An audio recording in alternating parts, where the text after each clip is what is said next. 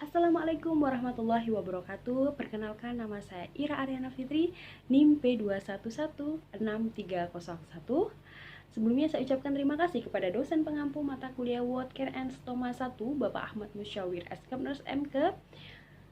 Baik, di sini saya akan mereview atau mengulas singkat teori terkait dokumentasi keperawatan. Dokumentasi itu merupakan aspek penting dalam praktek keperawatan karena kita bisa menggali informasi mengenai keadaan klien dan kebutuhan keperawatan yang harus berdasarkan faktanya bagaimana kondisi pasien tersebut. Jadi kita tidak bisa mengada-ngada kondisi pasien. Misal pasien tidak merasakan nyeri, tapi kita di dokumentasinya, di catatannya kita kasih keluhan nyeri itu tidak boleh. Makanya ada dokumentasi keperawatan yang harus resmi dan kebenaran interpretasi selama perawatan itu sendiri. Dokumentasi itu sangat berguna sebagai panduan jaminan mutu dan dokumen legal dalam hukum di pengadilan. Jadi ketika ada kesalahan dalam tindakan keperawatan yang menjadi bukti yang dapat membantu kita ketika ada gugatan atau ada yang tidak benar, itu ada buktinya, yaitu dari dokumentasi keperawatan itu sendiri. Dari tindakan yang kita lakukan, itu kita akan mencatat di dokumentasi itu. Lalu untuk pengertiannya, dokumen itu sendiri yaitu suatu catatan yang dapat dibuktikan atau dijadikan bukti dalam persoalan hukum. Dan dokumentasi pekerjaan mencatat atau merekam jalannya peristiwa dan objek yang dianggap berharga dan penting agar dapat dilihat dan dikenang di kemudian hari. Lalu untuk prinsip dokumentasi itu sendiri, dokumentasi merupakan bagian integrasi dari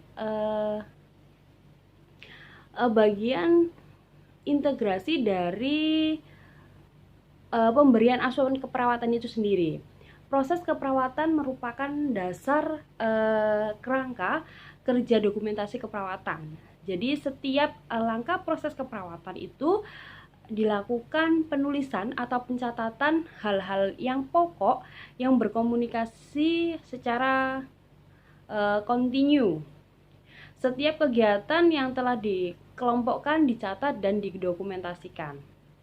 Untuk pencatatan identitas, untuk mengidentifikasi perencanaan dan mengevaluasi berisi pemasukan terhadap keperawatan dan kelanjutannya bagaimana.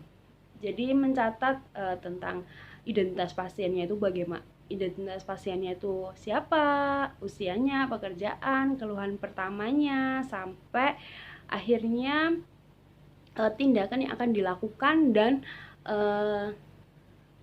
bagaimana tindakan yang sudah kita lakukan kepada pasiennya tersebut dan hasilnya bagaimana, dan apakah pasiennya itu bisa dengan baik mendapatkan tindakan yang kita lakukan itu, apakah keluhannya itu membaik atau bagaimana, seperti itu.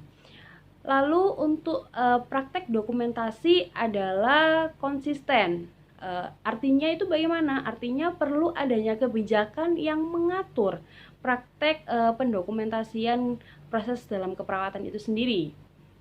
Lalu ketersediaan format pendukung dokumentasi agar terorganisir baik, bentuknya sesuai jenis dokumentasi dan hanya dibuat oleh orang yang melakukan tindakan atau mengobservasi. Jadi tindakan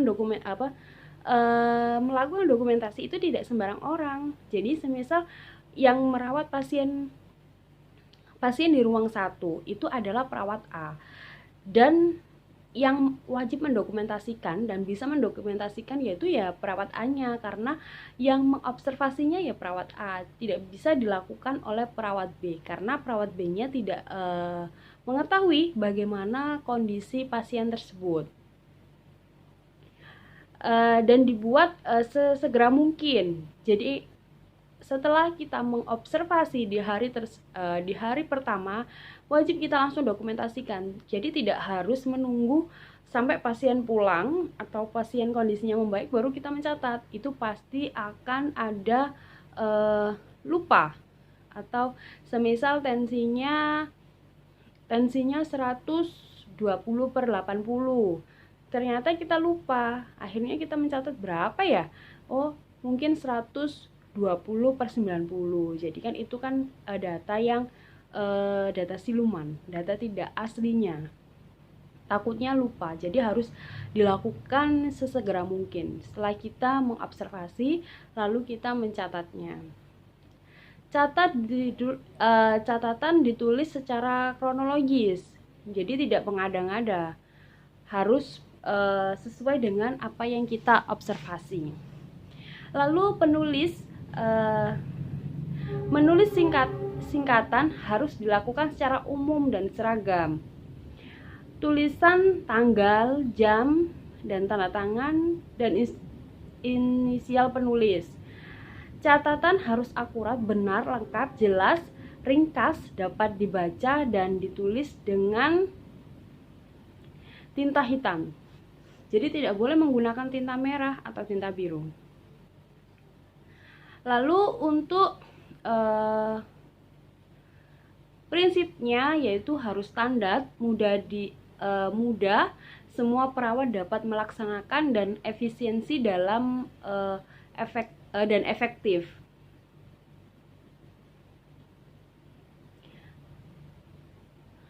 Untuk pengertiannya merupakan kebijakan atau garis penentu terhadap tindakan keperawatan yang diberikan atau diukur atau model terhadap hal yang sama, tepat dan akurat. Yang sudah dijelaskan di awal tadi, harus sesuai. Lalu gunanya apa? Gunanya yaitu mengorganisasi kualitas, karakteristik, dan penampilan kerja dalam praktek keperawatan. Dan karakteristik umumnya yaitu berdasarkan atas pengertian keperawatan dan proses keperawatan, menerapkan seluruh sistem praktek keperawatan, menuntut tindakan keperawatan, mendukung tingkat keperawatan yang optimal. Dan untuk standar pendokumentasian keperawatan itu sendiri ada beberapa. Yang pertama, pengumpulan data tentang status kesehatan klien. Data yang diperoleh dibicarakan lalu ditulis atau direkam. Dan standar yang kedua yaitu diagnosa keperawatan untuk didapat dari data status kesehatannya, bagaimana status kesehatan pasien tersebut. Dan yang standar ketiga yaitu rencana keperawatan dan hasil yang diharapkan diperoleh dari diagnosa.